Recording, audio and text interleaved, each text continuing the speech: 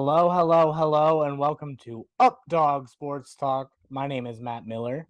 We got a jam-packed show today. Joining me today is Justin McGovern. Justin, what's going on, man?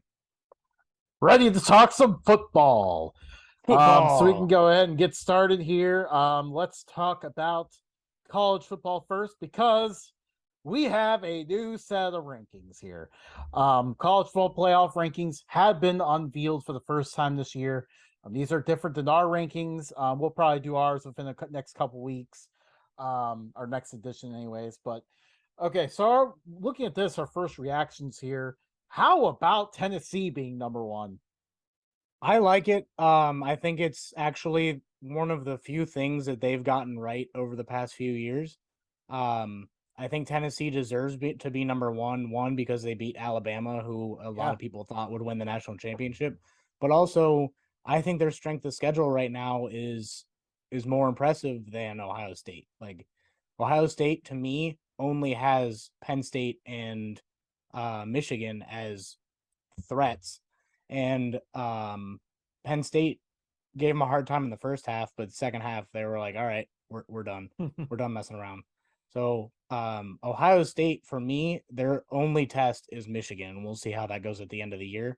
Not to say Yeah. that they're a bad team at all by any means, but that's the difference to me between 1 and 2, and that's a reason why I wouldn't have put Ohio State at number one. So I think they got it right. Clemson's an Yeah, awkward one.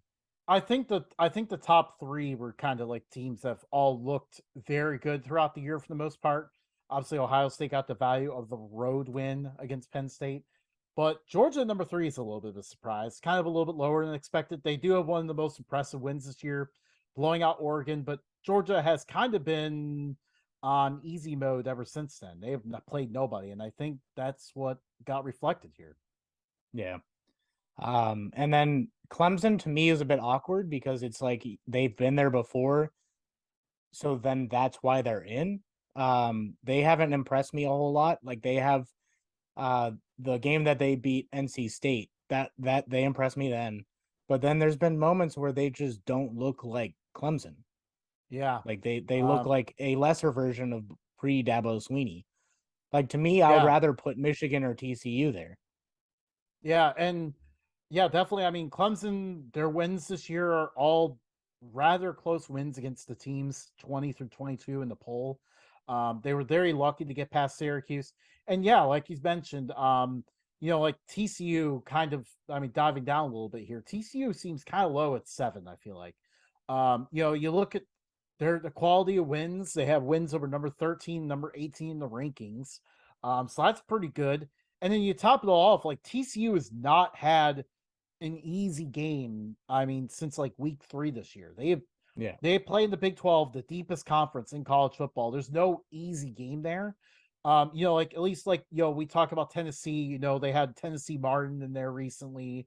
Some of the teams like Vanderbilt. I don't think Tennessee's played Vanderbilt yet, but like there's some easier teams in the SEC that Tennessee gets to play. Georgia's gotten to play Vanderbilt. Like those teams get a break here and there, where TCU has not had that, and yet they managed to maintain an undefeated record.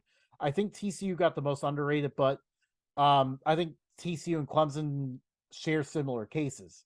They need to go undefeated to make the playoff. If they don't go undefeated, they're not making it. I think that's the Right. message we get And here. I think at the end of it, it's going to be between Michigan and Alabama if those teams lose.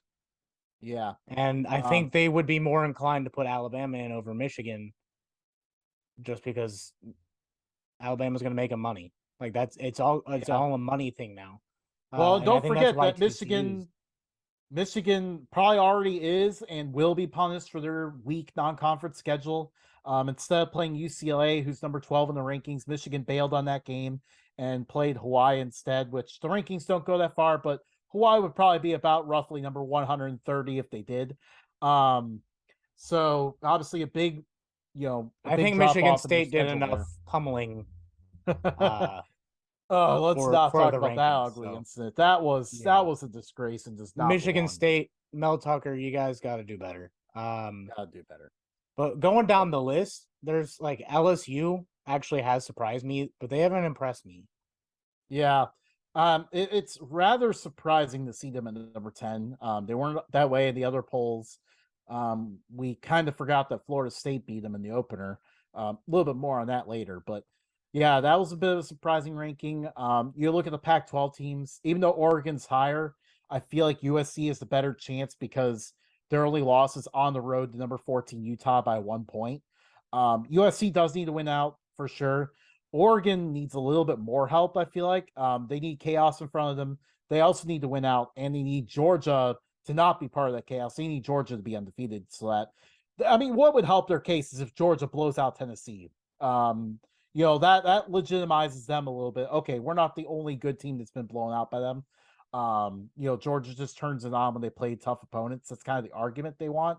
But for right now, like the way things look at the moment, it does. I don't think Oregon stands a chance, or even as much of a chance as USC or UCLA does. UCLA would need to win out and get revenge on Oregon. Um, Illinois, I would move up the list a little bit. I'd probably have them like 13th, 14th. yeah, it's kind of weird to see a 5 spot disparity between like Illinois and Ole Miss. I guess Ole Miss took a loss to a better team, but neither one, both our one loss teams have been solid years. Neither one has a win that sticks out at this point. But so it's kind of weird to see a 5 spot disparity there. But again, I'm not too worried about that. That's kind of decent on the list. Now, Tulane beat Kansas State at Kansas State, has one less loss. It's kind of weird to see them 6 lower. Obviously, that's just conference affiliation speaking for itself there, for sure. But yeah, and then I don't think Syracuse should be 20. yeah, after getting blown I up by mean, that Notre was, Dame, but then again, but Notre Dame really hasn't, like, they've been really hit or miss. So like losing to Notre Dame should automatically move you down this list. And as a Notre Dame fan, it hurts to say that, but what is Texas 3 loss right now? yeah, Texas shouldn't be there. yeah, and I mean Syracuse, you can't move them down too far. They do have 2 No, I losses. mean, I would still have them in the top 25, but I would, because they lost to Notre Dame, and how bad Notre Dame's played this season, I would probably move them down to 22, 23. Well, you can't move them down to Maybe even 22, not 22 because they beat NC State, so right. they have the NC State head-to-head should move win down there. too. And then can't really move them down below Wake Forest if you're using that because Wake Forest just got housed by Louisville. 6 turnovers in 1 quarter. What are you doing? I mean, That you means can UCF argue moves up. you can argue moving Oregon State up. Texas is very interesting as a 3 loss team being in here. No top 25 wins for them yet. I mean, yeah, they blew out Oklahoma, but I mean, that's a pretty solid win, but it doesn't compare to like another 3 loss team, for example, Florida State, whose losses are all the teams in this ranking. And Florida State has a win over an LSU team that the committee appears to be very high on. You mentioned UCF. How about it's kind of interesting to see the respect for them. When you consider they don't respect Tulane, a team in the same conference. UCF got destroyed by East Carolina the week before. Obviously, UC is a good win, but I mean they beat UC and everyone forgot that they lost to East Carolina. It appears. Yeah, I mean, the rankings are obviously subjective. You can find a reason for a lot of teams. You can find a reason to put UC in there if you really wanted to, but